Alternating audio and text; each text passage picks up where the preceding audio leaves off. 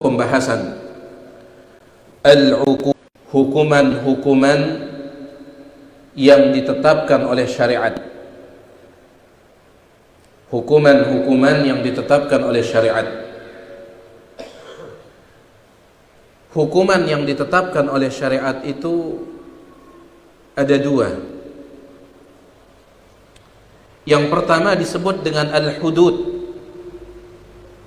Nabi sebutannya al-hudud. Sedangkan yang kedua disebut dengan at-ta'zir. At-ta'zir. Apa itu al-hudud? Al-hudud adalah hukuman-hukuman yang disebutkan langsung oleh dalil. Hukuman-hukuman yang disebutkan langsung oleh dalil. Sedangkan at-ta'zir adalah hukuman yang dikembalikan kepada keputusan pemerintah. Tidak disebutkan dalam dalil. Dalil Al-Quran tidak menyebutkannya, dalil hadis tidak menyebutkannya. Maka dikembalikan kepada ijtihad, kepada keputusan dari pemerintah. Nah, ini pembahasan kita malam hari ini, jemaah sekalian. Kata beliau di sini, fa illam taru'ka, seandainya engkau tidak takut hadhil uqubat, oleh hukuman-hukuman ini, hukuman-hukuman yang sudah disebutkan sebelumnya. Di antara hukuman dosa membuat hati buta. Di antara hukuman dosa itu membuat kita menjadi hina. Di antara hukuman dosa bisa menyebabkan su'ul khatimah. Banyak yang telah kita sebutkan.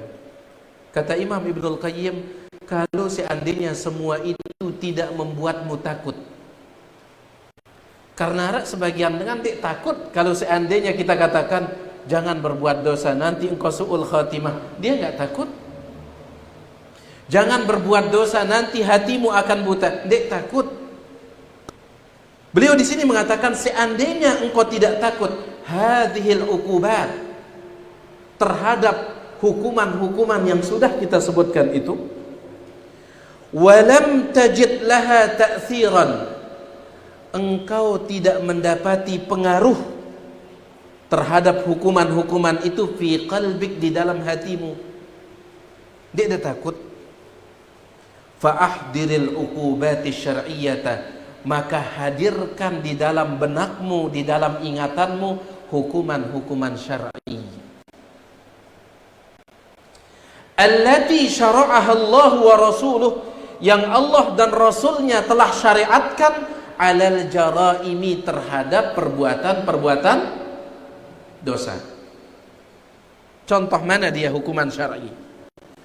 Kama qata'al yada, sebagaimana Allah mensyariatkan pemotongan tangan, fi sariqati, gara-gara seseorang mencuri, thalathati darahim, 3 dirham. Namun dia tidak takut dosa memaling, ingat dosa potong tangan, hukuman potong tangan. Cuman sebelum tiang lanjutkan, hukuman-hukuman syar'i ini bagaimana ya membahasakannya? Sepertinya agak kurang manfaatnya untuk kita sebutkan di negara kita. Kenapa? Tidak diterapkan. Itu masalahnya. Namun di Saudi dibahas ini, ya jelas mengerikan. Ya. Baik. Tetapi di negara kita, yang penting kita paham ilmunya. Ada sebagian orang tidak takut terhadap hukuman-hukuman yang sifatnya tidak terlihat, tapi mereka takut kalau hukumannya itu terlihat. Contoh misalkan kemarin tatkala kasus corona itu, tatkala kasus corona, laki-laki yang sebelum corona sering jabat tangan dengan perempuan bukan mahram, meskipun diingatkan jabat tangan perempuan dan laki-laki bukan mahram dosanya luar biasa, sering diingatkan, lalu tetap jabat tangan. Pas corona berhenti. Kenapa? Takut tertular. Ada sebagian orang yang takut seperti itu. Sampai Ustadz kita, Ustadz Ami Nur Baiz, hafizahullah, beliau mengatakan harusnya kita lebih takut terhadap dosa jabat tangan daripada virus corona itu. Harusnya. Lakukan ada sebagian dengan memang tabiatnya seperti itu. Tabiatnya seperti itu. Baik. Seperti qata'al yada. Allah dan Rasulnya mensyariatkan qata'al yada, memotong tangan, fi sariqati, gara-gara mencuri thalathati darahim, 3 dirham. 3 dirham itu 1/4 dinar. Ini dia nisab pencurian yang dipotong tangannya. Kurang dari 3 dirham tidak dipotong tangannya. Ya. Nisab paling kurang itu berapa? 3 dirham. 3 dirham itu berapa? Rubu'ud dinar, 1/4 dinar. 1 dinar itu 4,25 gram emas. 1/4-nya berapa? Berapa?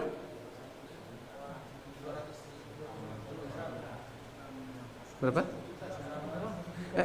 Tidak, gramnya itu, gramnya kan 1 dinar itu 4,25 gram emas. 1 dinar 4,25 gram emas. Nisab pencurian paling kurang nisabnya itu 1/4 dinar. 1 dinar 4,25 bagi 4 berapa itu? 1 gram. 1 gram lebih? Ya, lebih sedikit. Kalau kita uangkan sekarang ini sekitar 1 jutaan ya. Itu potong tangan. Baik. Tidak semua pencurian itu potong tangan, tidak. Di antara syarat pencurian itu menyebabkan potong tangan kalau sudah mencapai nisab. Nisabnya tidak sama dengan nisab zakat, tidak. Nisabnya itu rubu'ud dinar, 1/4 dinar. 1/4 dinar itu berapa? 3 darahim, 3 dirham. Nabi SAW menyebutkan la tuqta'u yadus sarik, tidak dipotong tangan seorang pencuri kalau seandainya kurang dari 3 darahim, 3 dirham. Baik. Belamun dek takut dosa mencuri, minimal takut ini. Lagu sekali lagi kalau di negara kita kayaknya pembahasannya menjadi kurang penting jadinya. Mudah-mudahan bisa diterapkan ya. Amin. Baik.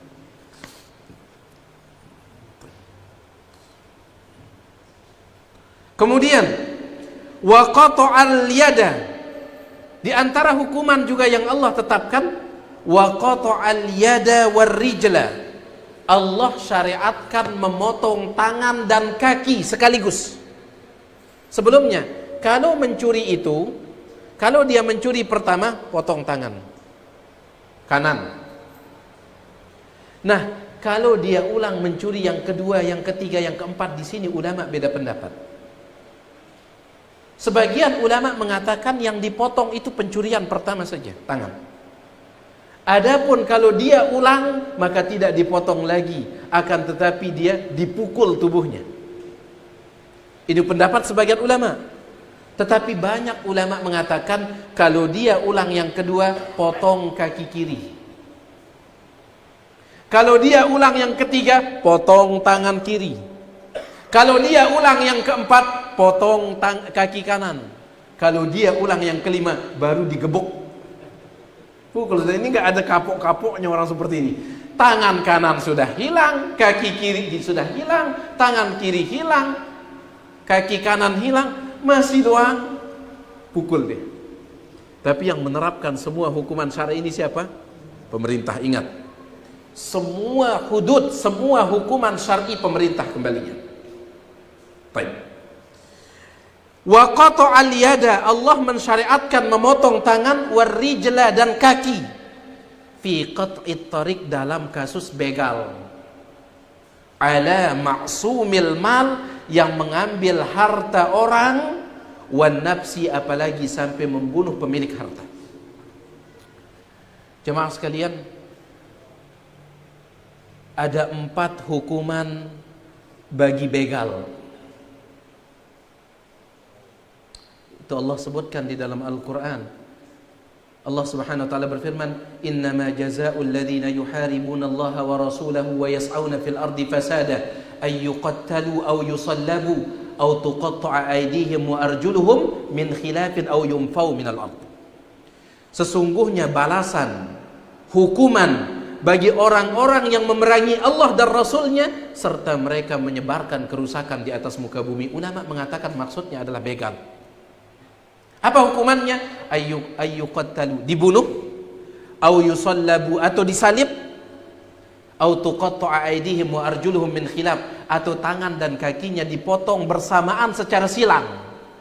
Kalau tangan kanan, kaki kiri bersamaan. Beda dengan mencuri tadi, potong tangan saja. Au yunfau minal ardi, atau diusir, diasingkan. Kata para ulama, kalau begal itu dia mengambil harta orang yang dia begal sekaligus membunuh pemiliknya, maka hukumannya adalah dibunuh dengan cara disalib. Dibunuh dan disalib. Jelas tidak? Kan ada sebagian begal ini nggak puas dengan ngambil harta, tapi dia juga ambil nyawa orang pemilik harta itu. Ini dalam Islam hukumannya adalah dibunuh dan disalib. Jelas tidak? Kalau seandainya begal itu hanya membunuh pemilik harta, tidak mengambil hartanya, mungkin dia ada dendam mungkin. Akhirnya dibegal pemilik harta, kemudian dibunuh, tidak diambil hartanya, maka ini sekedar dibunuh begal ini. Tetapi tidak disalib, sekedar dibunuh. Jelas? Yang ketiga, kalau dia sekedar mengambil harta tanpa membunuh pemiliknya, maka inilah yang dipotong tangan dan kakinya sekaligus, tetapi secara silang. Sekaligus. Dekna tangan saja, tidak. Tapi tangan dan kaki sekaligus secara silang. Kalau dia ngambil harta. Dan yang terakhir, kalau dia begal itu sekedar nakut-nakutin, tidak membunuh, tidak ngambil harta, sekedar nakut-nakutin, maka yang seperti ini harus diasingkan di tempat yang tidak ada manusia di sana. Ya. Baik. Ngumbi hukum kepolisian, Pak Polisi? Terkait begal. Boleh dilawan tidak? Soalnya saya dengar katanya kita yang kena kasus nanti. Baik. Ala kulli hal. Ini kita bicara hukum syariat ya. Hukuman syariat. Kalau tidak takut terhadap dosa begal, setidaknya takut terhadap hukuman kalau melakukannya. Seperti ini. Saya ulangi. Kalau dia membunuh pemilik harta sekaligus mengambil hartanya, apa hukumannya? Dibunuh dan disalib. Baik. Yang kedua, kalau dia sekedar membunuh pemilik harta tanpa mengambil hartanya, dibunuh tanpa disalib. Yang ketiga, kalau dia sekedar mengambil harta yang dibegal tanpa dia bunuh pemilik harta, potong tangan dan kaki berbarengan tetapi secara silang. Beda dengan mencuri tadi. Kalau mencuri kan tangan dulu. Yang terakhir, kalau dia sekedar nakut-nakutin, diasingkan. Buang dia, cari tempat yang tidak ada. Orang tahu ada tempatnya si kosong, buang dia di sana. Taib, ini nggak layak untuk tinggal bersama manusia. Taib, ini dia hukuman yang kedua. Yang ketiga, wasyaqqal jilda bisauti. Allah Subhanahu wa taala mensyariatkan syaqqa, merobek, al jilda, kulit, bisauti, pakai cambuk. Maksudnya ada hukuman cambuk ala kalimatin, gara-gara sebuah kalimat, qadhafa bihal muhsana, yang digunakan oleh seseorang. Qadhafa, menuduh berzina, al muhsana, orang yang baik-baik. Kita tahu kan, di antara dosa yang membinasakan adalah wa qadhful muhsanatil mu'minatil ghafilat. Nabi SAW mengatakan, hindari oleh kalian 7 dosa yang membinasakan. Yang terakhir, menuduh wanita baik-baik berzina. Menuduh wanita baik-baik berzina. Hati-hati nih. Bukan hanya dituduh langsung. Kata para ulama, di antara qadhaf juga adalah mengatakan seorang anak itu sebagai anak apa? Zina. Anak haram misalkan seperti itu. Anak zina. Dia tidak langsung menunjuk ibumu berzina, bapakmu berzina, tidak. Tetapi kalimat seperti ini menunjukkan dia menuduh. Boleh seseorang menuduh berzina? Boleh. Kalau seandainya dia punya bukti. Boleh. Dan buktinya itu adalah 4 saksi. 4 saksi. Ini kalau dia menuduh. Beda kalau pelakunya mengakui. Itu beda. Kalau pelaku zina itu mengaku, dia langsung datang, dia mengatakan, saya telah berzina, tolong tegakkan hukuman bagi saya. Ini banyak kasusnya di zaman Nabi SAW, banyak.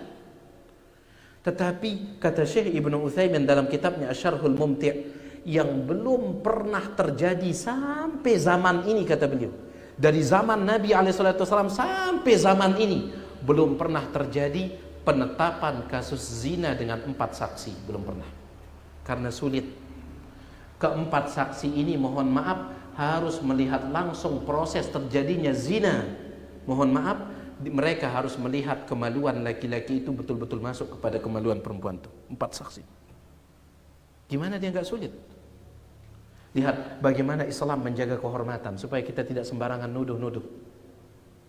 Kata Syekh Ibnu Utsaimin dalam Syarhul Mumti', belum pernah terjadi kasus zina ditetapkan melalui 4 saksi dari zaman Nabi SAW sampai saat ini. Hampir pernah terjadi di zamannya siapa? Umar ibn Khattab. Saat itu ada 4 laki-laki datang kepada Umar mengatakan, kami ingin bersaksi, ada kasus zina, kami melihatnya. Dari 4 laki-laki ini 3 pemuda, satunya sudah tua, papu-papu, kakek-kakek yang satu. Kata Umar, panggil yang muda. Kamu betul kamu saksikan dia? Betul. Demi Allah saya lihat langsung. Baik. Panggil yang kedua, kamu betul kamu lihat dia? Betul, saya lihat langsung. Panggil yang ketiga, yang pemuda, betul kamu lihat? Betul. Dipanggil yang keempat, yang tua, betul Anda melihatnya Pak Tua? Dia mengatakan, itu makanya penglihatan saya sudah mulai kabur ini. Gak jelas. Maka Umar ibn Khattab memerintahkan untuk mencambuk mereka berempat. Masing-masingnya 80 kali. Ya.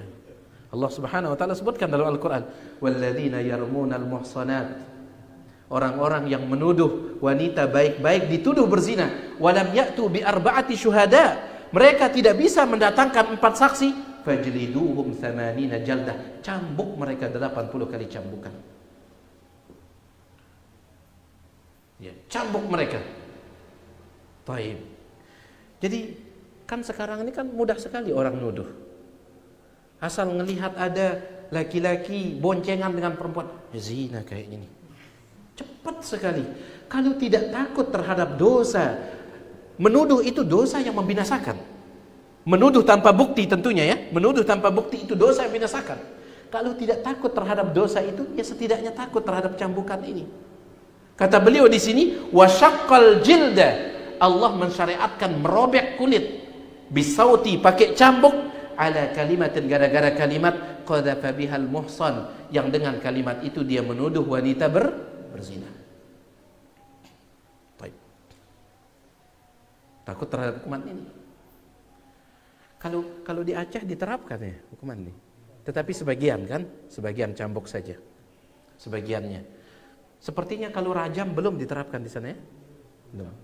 Cambuk saja kan? Baik. Ya kalau seandainya ada yang belum takut ya pindah dulu ke sana lah.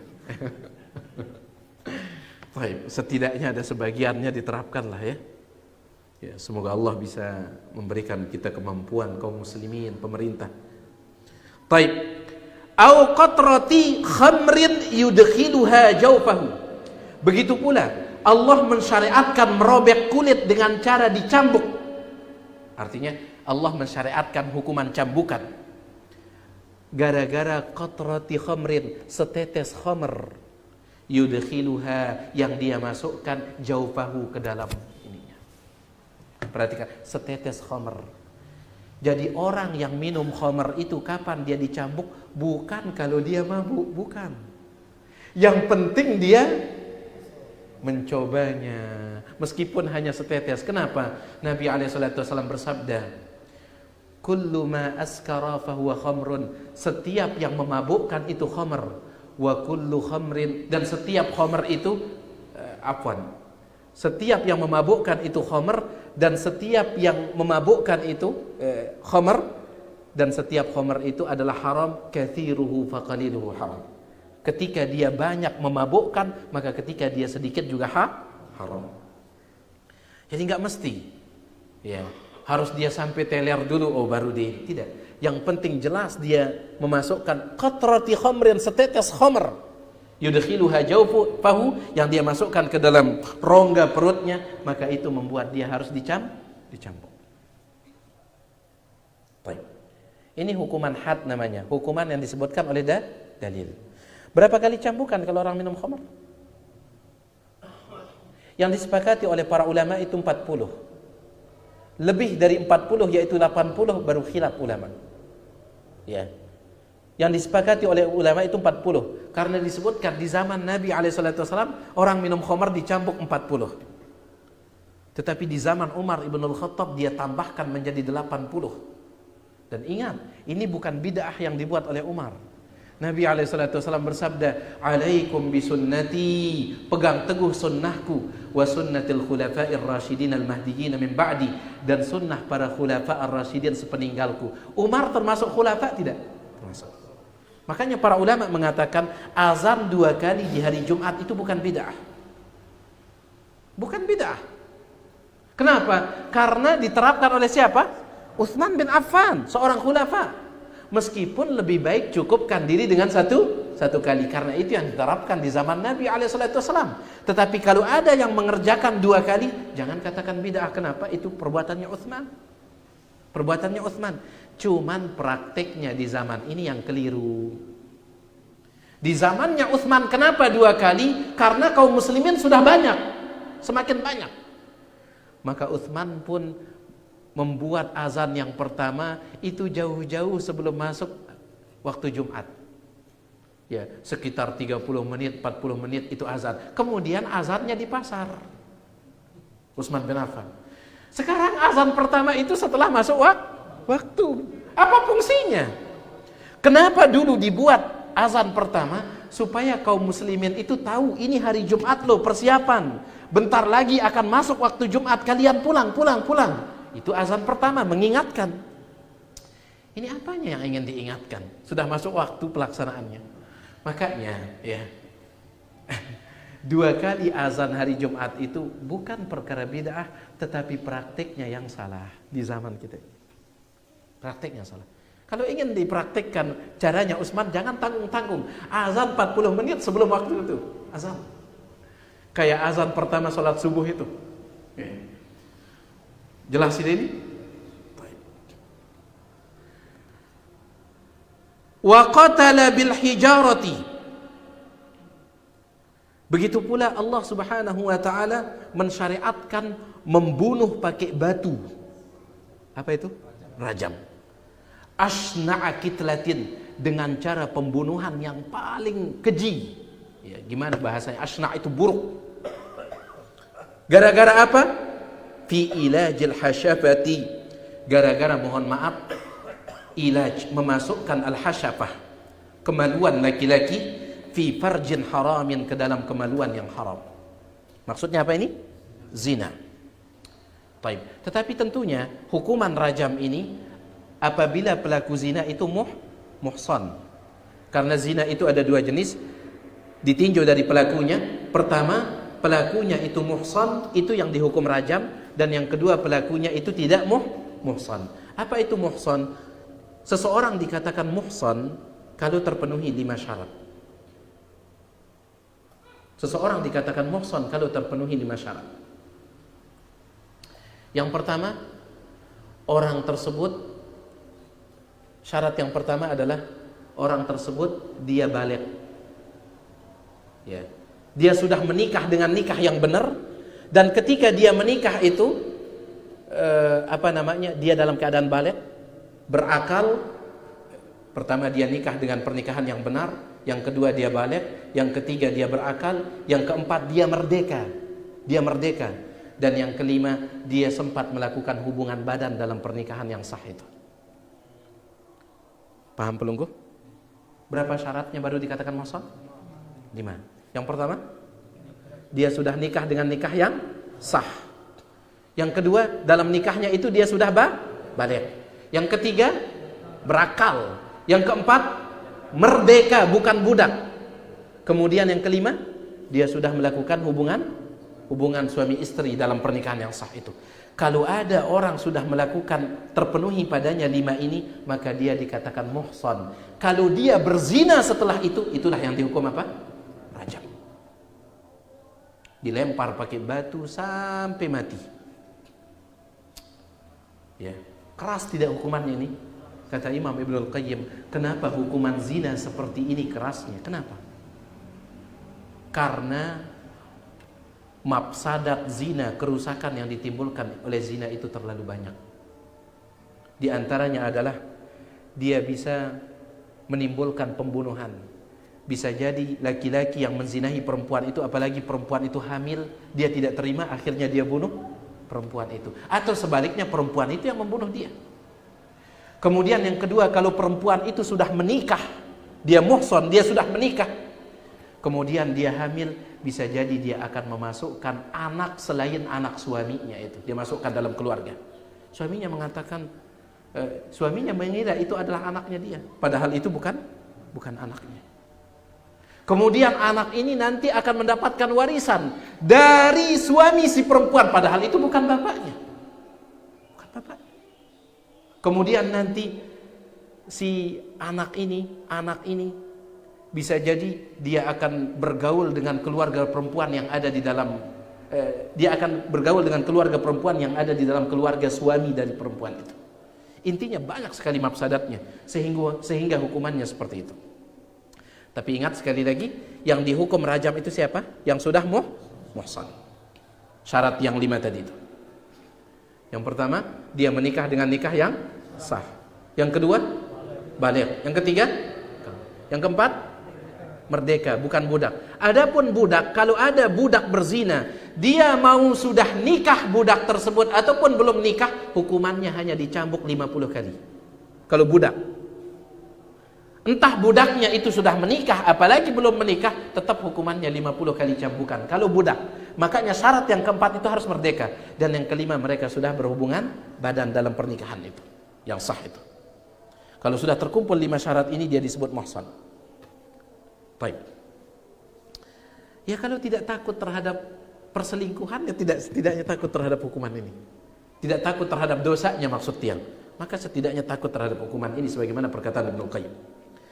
Wa khaffafa hadhihi al-uqubata, Allah meringankan hukuman rajam ini aman dari orang lam tatimma alaihi ni'matul ihsan, yang belum muhsan. Kalau dia berzina sebelum muhsan, banyak kasus perzinahan.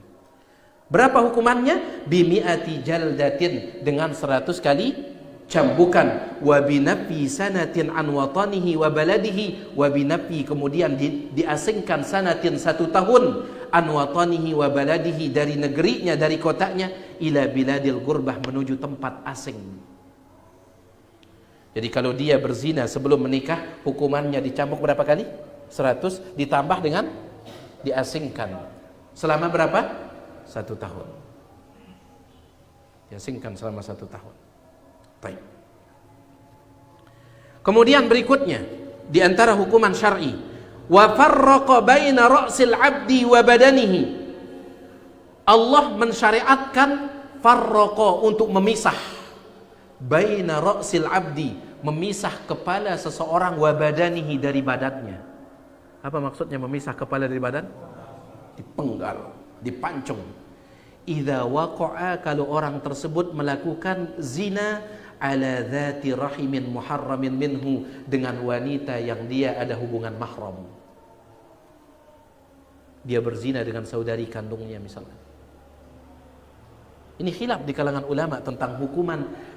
Sudah saya sampaikan, berzina itu apa hukumannya kalau sudah muhsan? Rajam sampai mati. Kalau belum muhsan, cambuk 100 kali dan diasingkan 1 tahun. Ini kalau zinanya bukan dengan keluarga perempuan. Tetapi kalau dia berzina dengan keluarganya sendiri, seperti dia berzina dengan saudari kandungnya, dia berzina dengan bibinya misalkan, waliyadzubillah, maka di sini ulama beda pendapat. Sama tidak hukumannya seperti zina pada umumnya? Mayoritas mengatakan sama. Imam Ahmad mengatakan tidak, dipenggal lehernya. Kenapa? Coba antum bayangkan, binatang saja dia tidak menggauli saudarinya. Binatang itu tidak menggauli saudarinya, tetapi ini dia berzina dengan saudarinya sendiri. Makanya Imam Ahmad mengatakan dipenggal lehernya. Beliau berdalil dengan sebuah hadis yang diriwayatkan oleh Imam Abu Daud dan Imam Ibnu Majah. Dalam hadis itu dikatakan, man waqa'a ala dzati mahramin faqtuluh. Siapa yang berzina dengan mahramnya sendiri, mahram di sini selain istri tentunya. Istri mahram tidak? Mahram, tetapi dia mahram yang halal. Mahramnya seperti saudarinya, bibinya dan seterusnya, faqtuluh, bunuh dia. Tetapi hadis ini sebagian ulama mendhaifkannya, di antaranya Syalbani. Beliau katakan dhaif, tidak bisa dijadikan pegangan. Tapi Syekh Ibnu Utsaimin dan Imam Ibnu Qayyim mengatakan sahih hadis ini, sehingga mereka jadikan dia sebagai pegangan. Ya. Makanya Imam Ibnu Qayyim menguatkan pendapat orang yang berzina dengan saudarinya sendiri atau mahramnya sendiri, dia pahit kepancung.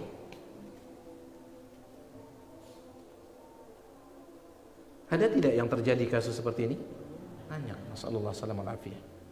Berapa waktu yang lalu yang dikasih tahu? Ya, yang dikasih tahu. Seorang bapak berzina dengan anak kandungnya sendiri. Ya, kenapa? Gara-gara bapak itu sudah lama bercerai dengan istrinya. Ya, kenapa tidak nikah cari yang lain? Kenapa anak kandungnya jadi pelampiasan? Subhanallah. Yang seperti ini, menurut Imam Ahmad, apanya yang harus dipisahkan? Kepalanya dari badannya. Pisahkan dia, kepala dan badannya, karena subhanallah, keji sekali. Ya, baik. Mohon maaf, ayam jantan ada tidak menggauli induknya sendiri? Ada tidak? Tidak ada. Ini lebih daripada binatang yang berbuat seperti ini. Kemudian berikutnya, di antara hukuman juga, kalau tidak takut terhadap dosanya, minimal takut terhadap hukuman ini. Atau tidak takut terhadap ancaman itu, setidaknya takut terhadap hukuman ini. Kalau kita menyampaikan seperti ini, keras ini.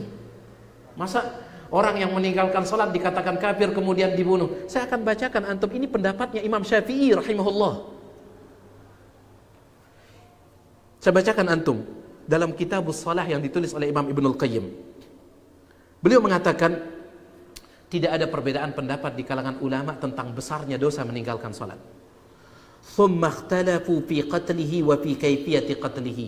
Yang mereka berbeda pendapat adalah orang yang meninggalkan salat itu dibunuh atau tidak. Itu mereka beda pendapat. Ibnul Qayyim menguatkan dibunuh. Beliau katakan pisahkan kepalanya dari badannya, dibunuh. Tetapi ulama beda pendapat dibunuh atau tidak. Yang kedua, ulama yang mengatakan dibunuh, mereka beda pendapat lagi bagaimana cara membunuhnya. Fa'abta Sufyan bin Sa'id al-Thawri, Imam Sufyan al-Thawri, wa Abu Amr al-Auza'i, al-Imam al-Auza'i, wa Abdullah bin al-Mubarak, al-Imam Abdullah bin al-Mubarak, wa Hammad bin Zaid, Imam Hammad bin Zaid, wa Waqi' bin al-Jarrah, Imam Waqi' bin al-Jarrah, gurunya Imam Syafi'i, wa Malik bin Anas, Imam Malik bin Anas. 6 sudah. Wa Muhammad bin Idris asy-Syafi'i, al-Imam Muhammad bin Idris, siapa dia? Imam Syafi'i. Wa Ahmad bin Hanbal, Imam Ahmad bin Hanbal. Wa Ishaq bin Rahawayh, Imam Ishaq bin Rahawayh. Wa ashabuhum, dan murid-murid mereka semuanya memfatwakan bi annahu yuqtal, dibunuh orang yang meninggalkan salat. Kalau kita yang menyampaikan seperti ini, keras Imam Syafi'i. Keras tidak Imam Syafi'i ini? Kenapa? Karena dosanya besar ini, meninggalkan salat. Dosa yang sangat besar tetapi paling sering dientengkan.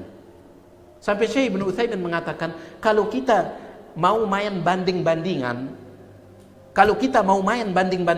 lebih besar dosa meninggalkan salat daripada meninggalkan puasa Ramadan. Tapi lihat, ada orang puasa Ramadan tetapi tidak salat, ada. Kalau kita mau main banding-bandingan, kenapa? Karena para sahabat dahulu mereka tidak pernah memandang kafir orang yang meninggalkan sebuah perintah kecuali orang yang meninggalkan salat. Para sahabat mereka tidak memandang kafir orang yang meninggalkan puasa Ramadan. Tapi lihat, yang paling sering ditinggalkan salat ini. Paling sering ditinggalkan salat ini. Taib. Jadi beberapa ulama tadi itu yang saya bacakan, mereka memfatwakan dibunuh. Cuman mereka berbeda pendapat bagaimana cara membunuhnya.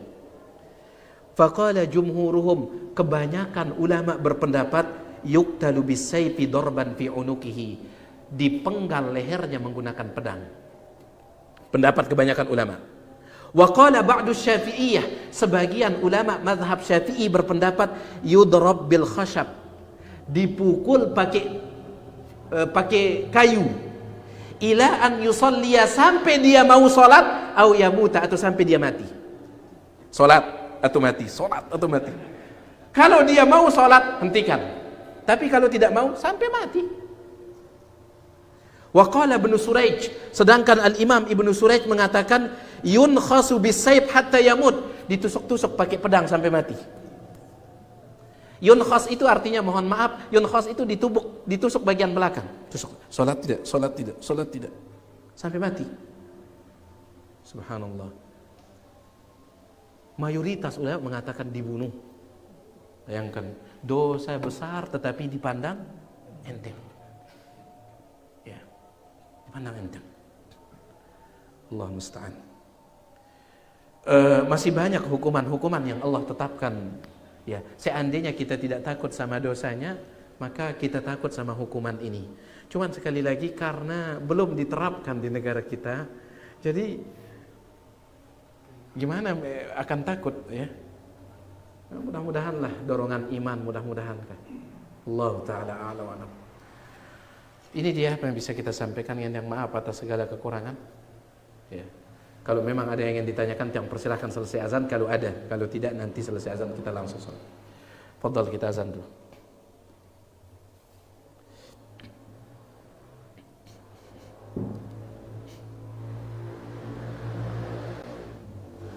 Allahu Akbar, Allahu Akbar, Allahu Akbar, Allahu Akbar. Asyhadu an la ilaha illallah.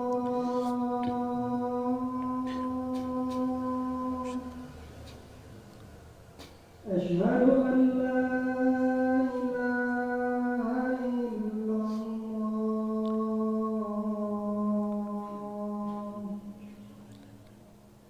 Asyhadu anna Muhammadar Rasulullah.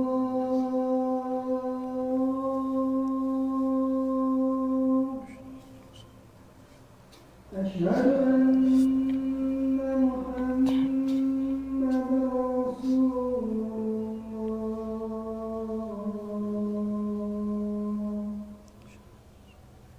Hayya 'alas salat.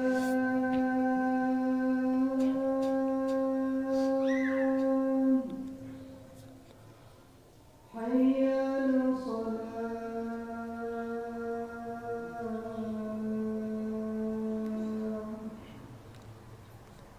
Hayya 'alal falah.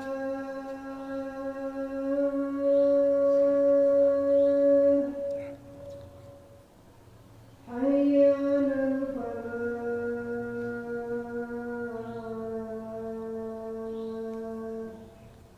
Allahu Akbar, Allahu Akbar. La ilaha illallah.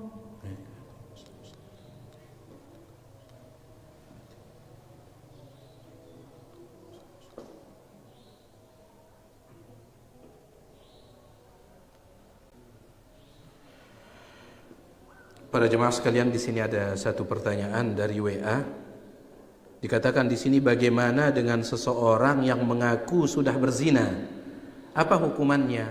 Sama hukumannya, tetapi ingat yang menerapkan hukuman itu siapa? Pemerintah. Yang menerapkan hukuman itu pemerintah.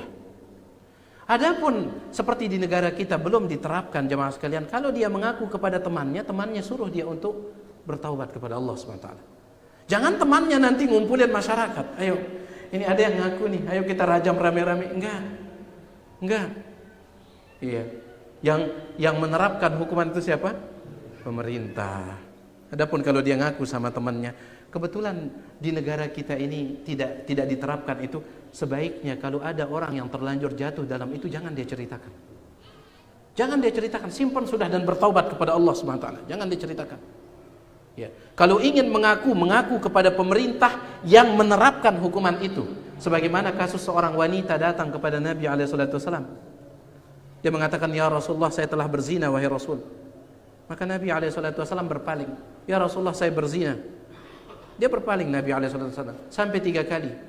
Ya Rasulullah, saya berzina, kemudian saya sudah hamil akibat zina itu, tolong tegakkan hukuman. Kata Nabi SAW, pulanglah sampai engkau lahirkan bayimu. Ya. Saat itu siapa yang jadi pemimpin? Nabi SAW. Dia pun pulang. Jujurnya wanita ini ingin bertaubat. Setelah dia melahirkan, dia gendong bayinya. Ya Rasulullah, saya sudah melahirkan, tolong tegakkan hukuman pada saya. Kata Nabi SAW, pulanglah dan susui dia selama 2 tahun dulu. Baik. Setelah selesai 2 tahun, datang lagi dia. Coba bayangkan, jujurnya bertaubat wanita ini. Coba, mungkin orang akan kabur kalau ini. Enggak, dia datang setelah 2 tahun. Dia kata, ya Rasulullah, saya sudah berhenti menyusinya, tolong tegakkan hukuman bagi saya. Akhirnya dia pun dirajam. Dalam sebagian riwayat, ketika dia dirajam, percikan darahnya mengenai Umar ibn al-Khattab. Diplentong pakai batu, mercik darahnya kena Umar. Umar pun melaknatnya. Artinya, engkau ini bikin repot. Ya. Bahkan ketika dihukum pun bikin repot. Kata Nabi SAW, jangan kau melaknatnya. Sungguh dia telah bertaubat dengan sebuah taubat, seandainya dibagikan taubatnya kepada penduduk Madinah, maka cukup bagi penduduk Madinah. Cukup bagi penduduk Madinah. Kenapa? Lihat jujurnya bertaubat jemaah sekalian. Ya, taib. Jadi selama tidak diterapkan di negara kita jemaah sekalian, kalau ada yang terlanjur maka bertaubat dan jangan diceritakan. Jangan curhat sama teman, gak usah curhat. Ya, gak ada manfaatnya untuk dicurhatkan. Cukup akui kepada Allah Subhanahu wa taala dan berbanyak taubat.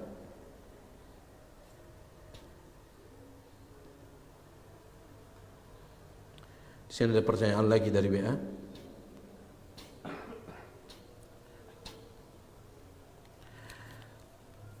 Bukankah yang menerapkan hukuman itu adalah pemerintah? Bagaimana dengan sebagian daerah menerapkan hukuman sendiri? Apakah tidak taat kepada pemerintah atau bagaimana? Iya, harusnya memang hukuman pemerintah tertinggi yang menerapkan. Pemerintah tertinggi. Ya. Wallahu ta'ala a'lam wa a'lam. Apakah nanti di akhirat saudara kandung bisa memberikan syafaat kepada saudaranya mengingat saudara kandungnya? Nabi SAW menyebutkan syafa'atil malaikatu wan nabiyun wal mu'minun.